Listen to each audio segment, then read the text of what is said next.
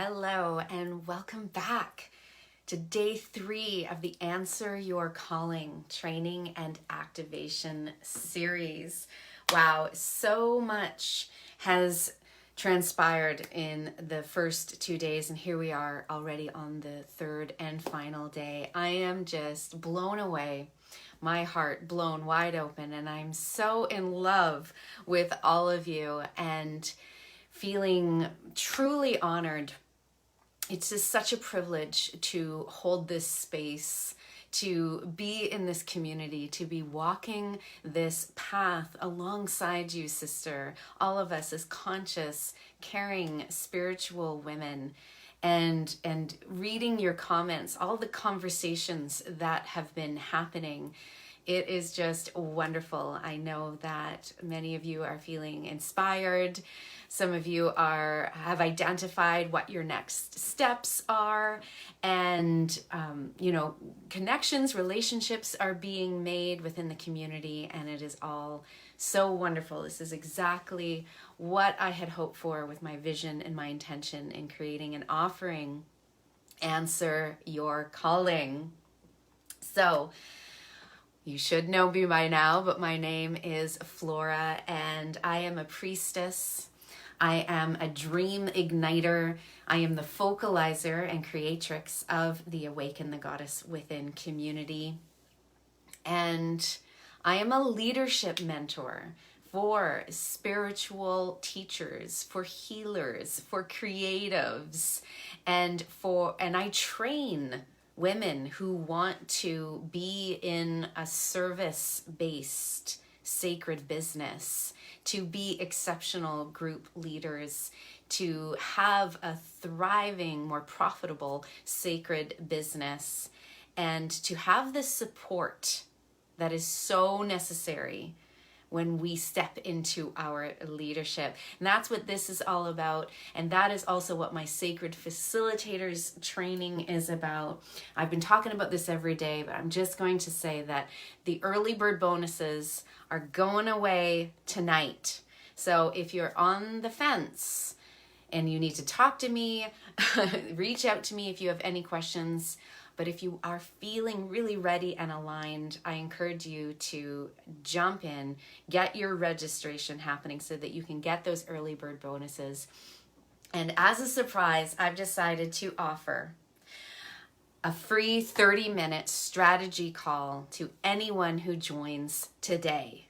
So that's over $100 value, that bonus right there. So if you register today, Wednesday, August 26th, for Sacred Facilitators, you're going to get a bonus 30-minute strategy session with me, because I want to fully support you in your growth and as you step into your leadership. That's what we're talking about today. Answer your calling to lead. And this is a big one. And of course, this theme has come up throughout all 3 of the days. Hello, welcome, sisters. So, when you hear the word leader, or when you hear the word leadership, what comes to mind? I want you to think about that. Share it in the comments if you are able to. Hello. When you hear the word leader or leadership, what first comes up for you? What do you think of? Is there like a certain image? Is there an emotion? Is there a memory? What is it for you? I would love to hear that as we're getting started and diving into this conversation today about what it means for us to answer our calling to lead.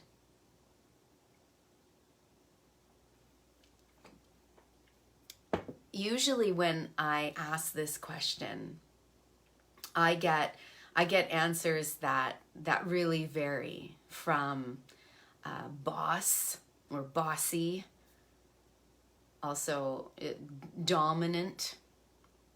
Oh, nice one. Okay, humility. That's wonderful that you associate leadership with humility. Some people also say inspiration. Oh, wonderful. Guide. An example, right? Leading by example. A leader leads by example. Inner strength, power. Good. Okay, so we're good at getting some positive ones. Partnership. Nice. Nice. Aloha, sister. Yeah, okay, so this is great. You've clearly done some some of your inner work to shine my light so bright it leads others to seek their own light. Ooh, I love that. Learning oriented, wonderful. Okay, so as we see, there's a lot of positives coming up today, but often when I ask that question, it can be bossy, it can be dominant, it could be power hungry. We can have these more negative associations with the word leader or with leadership, as well as the more positive, authentic, a facilitator. Yeah, one who paves the way, leads by example, right? And these responses that we have, of course, reflect our own lived experiences. They reflect our, and also our conditioning around authority, right? It's really no surprise, especially for women. We've grown up in a culture where primarily male-dominated, a patriarchal mindset culture that in many positions of leadership and authority, we see men, right? We'll have bosses that are men, principals of school, we see politicians, men, and therefore we internalize not only the belief that most leaders are men, but that their behavior as leaders, the behavior that we witness in those positions of authority, being, the way that it is. And so a lot of women feel separate from that. And when we haven't had a lot of great role models, right, we can disassociate ourselves with identifying as a leader because we don't want to have anything to do with that, right? Am I right? When we look around, let's just use the political arena as one example. We can know, like, theoretically that, wow, more women in politics is really needed and would make a big difference. We can understand that theoretically, but I know for myself, there's no way that I want to be in that world, right? Am I right? Give me some likes if you agree. Because that world isn't designed for us to thrive as feminine leaders, right? In our feminine energy. So we're in an interesting shift in history right now where we can know, yeah, I love that song. I'm forgetting the name of the singer right now, but put a woman in charge, put a woman in charge. And we can go, yeah, we need more women in charge. But then we feel like, oh, well, but not me, because I don't want to have to deal with all that. Or what would that mean for me? I would have to join the boys' club, right? I would have to start acting like a man in order to survive in that world, right? You see where I'm going with this? So this really is what unconsciously causes a lot of women to resist positions of authority and leadership. And we also have internalized that we expect to be paid less, right? Pay equity is not a thing across the board yet, right? Because we still hold an internalized belief that around it. It's going to take a long time for our inner belief to change around equality before it will show in the outer systems and structures of our society.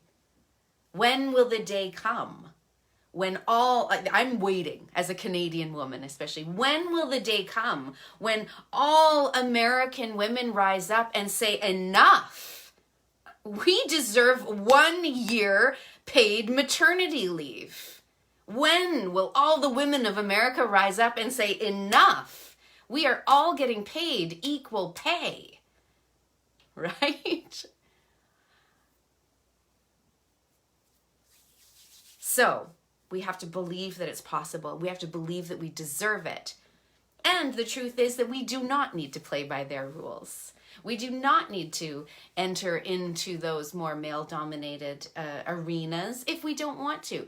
Stats show that 70 to 80% of home-based businesses and self-employed freelancers in North America are women. Those 70 to 80% of those home-based businesses are being run by women. And that shows that women are far more likely to we're more likely to pave our own career path.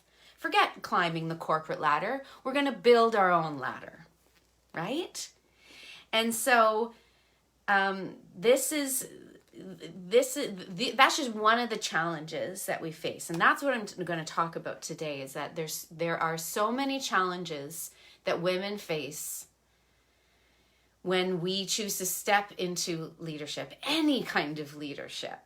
And it comes from the external, like I just talked about, the society structures that say, well, we're not going to pay you as much. And well, if you have a baby, you're only going to get however long off, and, and even work hours that don't work if you have children in school. Those are the external factors, right? Absolutely. If we can see it in our minds, we can hold it in our hands. We have to see it and believe that it's possible, and to hold that, to see the outer change. That's absolutely right. But today, now that we've talked a little bit about those external factors that hold women back, I'm more interested in talking about the ways that we hold ourselves back internally, that we've internalized that we don't belong in those positions of leadership, that we don't deserve it. And so some of the common challenges that women face, right? Let's, and again, if you're willing to share, please do. When your fears about being more well-known, being more in the public eye, or creating something, leading an event, offering a workshop, teaching, whatever it is, what are your fears that come up? And like I said, if you're willing, please share them in the comments. I know a big one is self-worth. Self-worth. That, just that internalized belief that you're not good enough to teach anyone, to lead anyone. And when that is, and when that's a factor, often women who want to go into business, they undercharge, they undervalue what they're offering when that self-worth piece is there. Yeah, the internalized belief that I'm somehow less capable than a man. Absolutely. We've all been conditioned with that to some degree, without exception. And it's shocking for us, especially us that consider ourselves liberated, feminists, all of that, when we come up against our own internalized patriarchy. Bleh, it's so icky, but we need to do that work, because it's there, it's in the shadows, it's in the background. Fear that no one will come. Sure, that's a good one. Fear that no one will come. Oh, well, I'm glad you're laughing. Laugh it up. Laugh it up. It's icky. Yes, feeling like you're enough, feeling credible, great. Self-worth, not enough qualifications. Yes, worthiness. Okay, so yeah, worthiness. And qualifications, actually, that's like imposter syndrome, feeling like a fraud, right? I don't have enough credentials. This is a shadow of perfectionism, that we hold ourselves to a higher standard than we would hold anyone else, and that's certainly that most men hold themselves to. It's been shown, studies have shown, that men are far, far more likely to apply for a job with the belief that they have the potential That they are like, well, I will learn it. Even if I'm not fully qualified, I know that I will learn it because I want that job. Whereas women hold themselves back. They won't even apply for the job, even if when their CV is this long with credentials, with courses, with degrees, with training, right? Shadow. I do a sound effect there. Shadow. Yeah. I want to bring levity to this because this is a heavy topic, and like I said, it's disgusting, and really confronting when we come up against our own internalized ways of thinking that we're less than, especially when in most of our way of being we think, yeah, I'm liberated, I'm feminist, I believe that women have equal rights, should get equal pay, and then we act in ways that are contrary to that. So self-worth, that's a good one. Imposter syndrome, feeling like a fraud, thinking I'm not ready yet, I'm going to take another course, I'm going to take another certification, right? Worrying about online haters or gossip. Is that one that freaks people out now, especially in the online world? Let me know. Oh, what will people say? How will I handle online haters? How will I respond if someone, says something, against what I'm doing? Let's stop taking the burnt pork chop. That's hilarious, right? That mama eats last. Yeah. Because mama's making sure that everyone else is fed and mama gets left with the burnt pork chop. Wow. Yeah. I'm a perpetual overachiever. Yeah, that's right. And again, it comes from that pressure that we've put on ourselves, maybe, and depending on your upbringing, maybe your parents put it on you too, that we have to try harder, we have to work harder, we have to be better because we have some things working against it. Yeah, working against us. Okay, so yeah, you're worried about trolls as well. Yeah, online haters, gossip. That's a big one nowadays with online. Wonderful. I'm so glad that that's not something that you are particularly concerned about.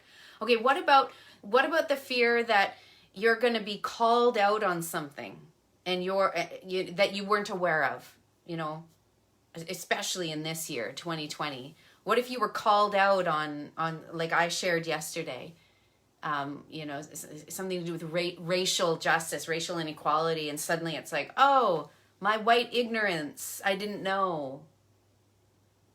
Being called out on something that, like homophobia, I didn't know. Not that you intended it. You worry about being called out on that. It's similar to the online haters. What about plagiarism? Do you worry about being original and like being worried that someone else will plagiarize you, right? What if someone else copies my idea, steals my work? And any of this,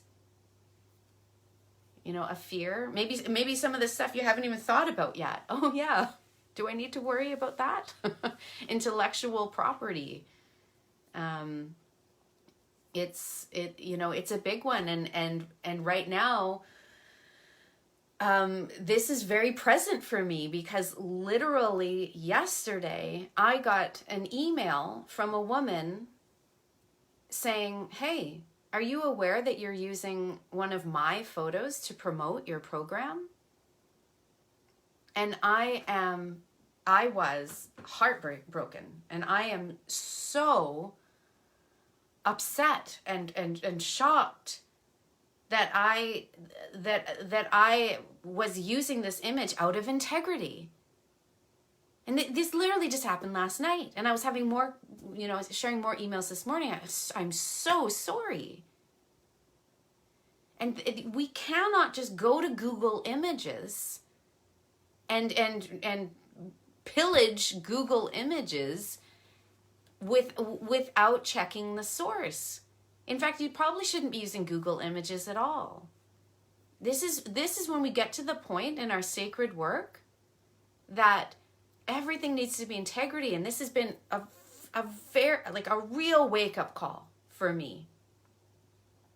Yeah, exactly. Something to face, something to learn from. I feel horrible. And so this is actually my public apology to Zoya Liu. I am so sorry that I used your photo to promote my Sacred Facilitators program. One of the images, the beautiful image of the women's hands interlocking. And we need to be in full integrity in every aspect of our business. Use your own images, using your own thoughts. Even when we're contributing, we're of course contributing to similar conversations around things, right? As the expression goes, there's no new original ideas, but don't plagiarize words. Don't use images that aren't yours. Go to royalty-free image sites, right? So I'm really humbling myself again. I thought that I got vulnerable yesterday, but once again, this initiation is up. Where am I integrity? Yes. Thank you, Michelle. This is my public apology to that sister. Yes, it is. I feel awful about it. And so, this is one of my stories that even 3 years ago or 2 years ago, I was accused of plagiarism because I created a moon cycle guide. And I was talking about different activities and rituals you can do in the moon phases. And this woman accused me of copying her work. And I thought, what? I knew you talked about moon magic, but don't a lot of us? No one owns the moon magic work. I didn't know that she would have thought that. She was projecting on me. I thought, I didn't steal your work. I didn't copy your work. And here all these years later in this different dynamic. Well, it's not. The exchange hasn't ended yet, so I'm hoping that. Oh, well, thank you. I feel in the last few months especially, I am being initiated into greater integrity again and again through my sacred work. And this is one of the challenges that you will face too when you step more and more into your leadership. And it's not something to be afraid of, sisters. It really isn't. We have to, the very first word that was shared here today when I said, what comes to mind when you think of leader or leadership was humility. And that is truly an essential quality to cultivate as a leader, to be humble and to admit, I made a mistake, or I messed up, or I've learned something new now. And when we know better, we do better. Right? We're allowed to have our work evolve and change. We're allowed to change our opinions because of what we learn and know. So it's just interesting. So whatever it is for you, whatever you're afraid of, whatever your triggers are, right? I talk to women that are afraid to share about their spirituality. They're not really out of the closet with their spirituality, and they're worried about religious relatives seeing what they're posting online. I've spoken to a lot of women that have fear about sharing their work because, again, like who's in their friend credit, right? Sorry, I was reading the word credit when I was using their who's in their friends network, and they don't want to see and so these fears just indicate, okay, where do I need to look at that in myself? Some of you yesterday shared that you have a fear of abandonment. Well, how is that initiation coming up in your life where you are abandoning others? Just to look at, right? Leadership will challenge you to rethink and redefine your relationship to authority and power. You'll need to look at the ways that you were conditioned to think that you couldn't or shouldn't be a leader. It will alter how you will perceive yourself and others when you really embody your authentic power. And the more that you embody your authentic power, yes, the challenges will come up that are all about the right use of power and what it really means to lead. Because what it really means to lead and be a leader is not just about leading others and that old idea of like standing up, from the pulpit, teaching, telling people what to do. That's an old model of leadership. What we talked about yesterday. What does it really mean to lead? Who are you really leading first and foremost? Yourself. And that's why any issues around integrity or whatever you need to really look at and heal will come up in your life. Because you have chosen this path. Or for many of you, this doesn't feel like a choice. It's a calling. You are answering your calling because you know that you are here to lead, even if right now you're not sure what that looks like. Yes, commanding from that place of authentic power rather than demanding from a place of, victim perpetrator, right? If self-worth is an issue that you feel not good enough, look for the ways where you actually position yourself as superior to others, being in judgment, right? It's mirrors. Such a thick onion. Karen, you are coming out with lots of good ones today. Thank you for being here. It is a thick onion and there's many layers, but it is a rewarding process. So, what other people think of you is none of your concern. If you are in full integrity, when you are in full integrity, then you know. And so that incident that I just shared, I was not in full integrity. And so when this sister said, "Hey, do you know that you're using one of my images?" It was like, oh, and I felt that wobble. And I had that moment of like, oh God, and here I am talking about, the challenges of being a leader. And then it was like, right. Here I am talking about the challenges that we face as a leader. I love newbie humor. And for anyone that doesn't know, that means Newfoundland on the Atlantic coast of Canada. So that's great. So with all of these fears, really the main takeaway is, why are you wanting to do the work that you're doing? What's your bigger vision? What's the bigger calling, right? That's more important than your fears. Ooh, I'll speak to that in a little minute.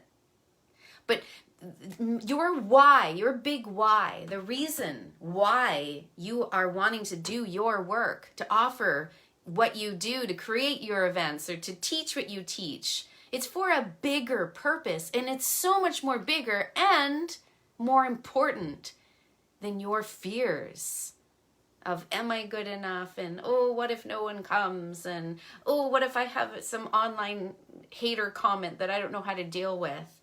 That's the ego, right? That's the ego. Your why is more important than your fears.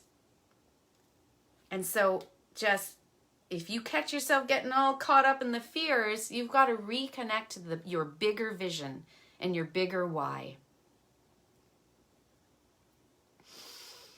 And that's the big takeaway. Because like I said, leadership will challenge you to rethink and redefine your relationship to authority and power. You will be changed. You are choosing growth and change, and therefore your outpicturing of the world will be changed. And those fears, you'll see them as being less important than the bigger reason why you are answering your calling to lead. Right? Can I get some hearts? You with me? Your why is more important than your fear.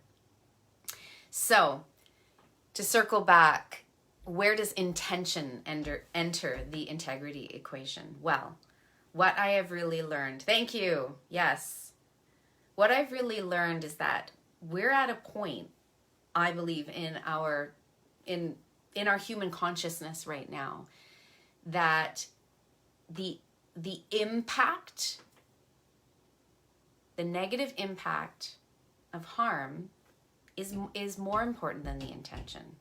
I think that we can all agree that yes, well, like I didn't intend to cause harm, but that doesn't, we've used that as an excuse to negate the fact that there was harm.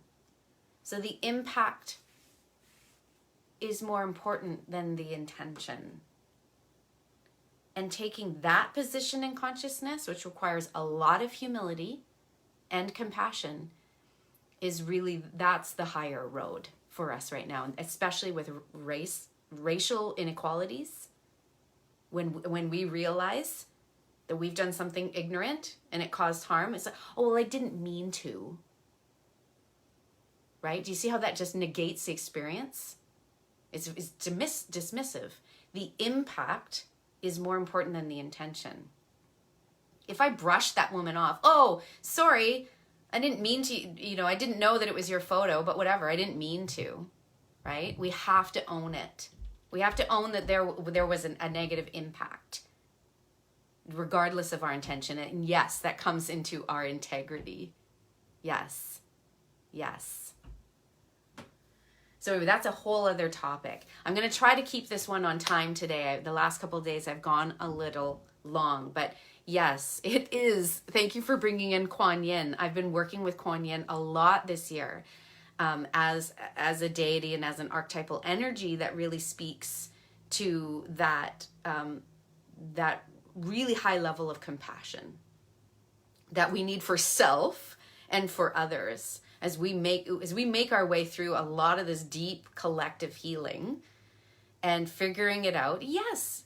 As you step into more of your leadership, will you make mistakes? Yes. Is it okay? Yes. Right? Yeah, that's right. Because if we stay in the position of defending ourselves, that just creates more separation and often creates more harm that we don't want. We want to own it right away. So these are just some, thank you for everyone that's been engaging. There are, of course, a lot of challenges that come up when we step into leadership, but we want to lead with integrity. We want to lead with grace. We want to lead with humility. In my case, I want to also lead with humor. But knowing when it's time to be grounded and more serious. So, as you are all know, doors are open for my Sacred Facilitators program. And this truly is a leadership training program. And I shared at the beginning of the call, I've decided as a special bonus that anyone that joins today will get a 30-minute strategy call with me as an additional bonus. And to get those other early bird bonuses, if you register today. And I want to be clear that no one else can be the expert of your business, of your work. I'm certainly not the expert of your business. I could give you some great consult. I can give you some good tips. I mentor the leader in you so that you become the expert of leading your business. This is so much more than just the program, because Sacred Facilitators is a community. It's a sisterhood of support, because we need that support around us to rise through the challenges we face with grace. To be able to lean in and say, oh, I'm going through this initiation right now. What should I do? Or simply witness me as I'm going through this. Think of it. Wouldn't it be great to have a place to share some of the things that you're working on? Hey, does anyone have a minute to look at my new landing page before I make it public? and being in that sisterhood of support where everyone in there is a leader of some kind, is a creative, is a healer, is a visionary. And we're working together to support and uplift one another.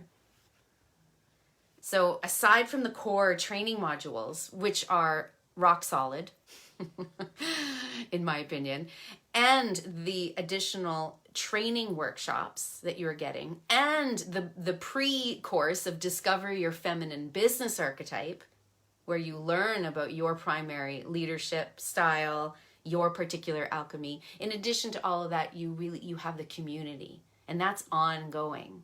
You will continue to benefit from the being in the community for long after you finish the course, for long after you finish the training. Thank you, Annette, and it's so wonderful. Annette is a graduate of the program, and she is in the community of Sacred Facilitators, so thank you. So once again, if you have any questions about that, reach out, because it's truly my passion to mentor women into their leadership, so that you can feel that, so that you can be sharing what you're meant to be sharing with the world.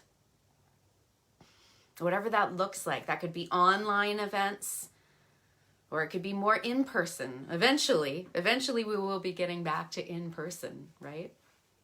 And so in closing, I want to share a beautiful poem by the wonderful Rebecca Campbell in her book, Rise, Sister, Rise. And here's our closing thoughts for today. Often the path that is yours to walk is the exact one that you do not feel prepared to walk. Walk it anyway. Often what is rising in us feels far bigger than we feel we could possibly hold. Be a container for it anyway. Often our creations seem to have a wild, uncontrollable consciousness of their own. Birth them anyway. Often what is ours to do feels more like a challenge than a choice. Choose it anyway. Often what is ours to do is the very thing that intimidates us the most. Be courageous and do it anyway.